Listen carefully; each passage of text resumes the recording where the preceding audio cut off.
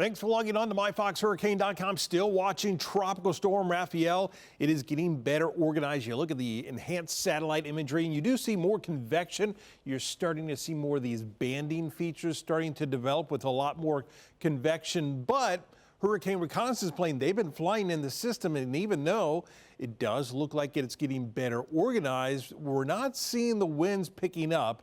At least not yet. One of the things, as you look at that visible satellite imagery, you do see some areas, some gaps in here. Does look like some dry air is being pulled into this system. Remember, hurricanes, tropical systems, they don't like that dry air. They feed off of that warm, moist air. So when it pulls in that dry air, it disrupts the system. So that may be in part why this system has been somewhat holding steady with those winds right around 60 miles an hour, but still it's moving over warm waters. It's moving over an area of relatively light wind shear. So still, all the reasoning is that it is going to strengthen, maybe taking a little bit longer, but it is going to strengthen over the next day or so. Right now, winds are at 60 miles an hour.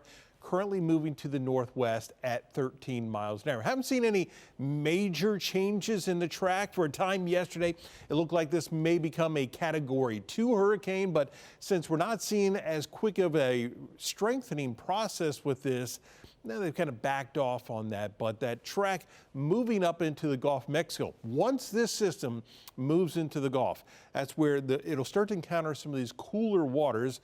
Water temperatures are still warm, but compared to 6 weeks ago across the Gulf of Mexico, they have certainly cooled down. Compared to the Caribbean, they are cooler up into the Gulf of Mexico. The wind shear will start to increase as well because we have stronger, more hostile conditions over the Gulf of Mexico, and then much more areas of dry air. A lot of dry air being pulled down over the Gulf of Mexico. So you see that track pulling up into the central Gulf of Mexico, bending a bit further towards the west, and a number of the computer models really indicating as this is making landfall somewhere along the northern Gulf Coast, it is basically falling apart. You see that weakening trend. We go from 90 miles an hour all the way down to 50 miles an hour as it gets into the northern Gulf of Mexico, and it is continuing that weakening trend as it is working its way further to the north, because the further north that it goes, it will be experiencing more and more of that strong wind shear, which will tend to just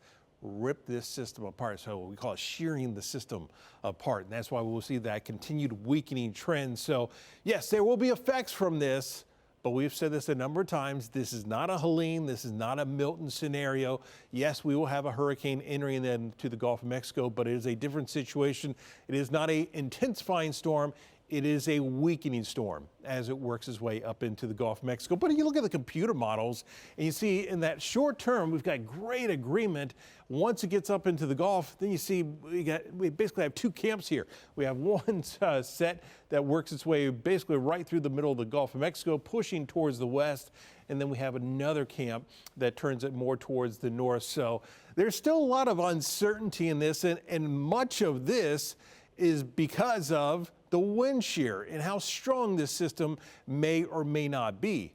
One set that takes it a little bit weaker pushes it a bit further to the south, and then anything that's a bit stronger brings it a bit further towards the north. That is what basically divides whether you go this direction or this direction as far as your thinking. You look at the uncertainty here with the GFS ensembles, and you see again, you've got that great agreement in the beginning part, and then they just spread all over the place. But that general idea is right up through here. You see most of the clustering into the eastern central portions of the Gulf of Mexico, heading up, say, towards Louisiana, Mississippi, Alabama, over towards the Florida Panhandle. But really, it does look like over in this area. Looks like the most likely scenario. But again, we are talking about a system that will be weakening as it works its way through the Gulf of Mexico. As far as the winds, what we could expect, yeah, we'll keep those tropical storm force winds off our coastline, but it will be on the windy side as we head through Wednesday and Thursday.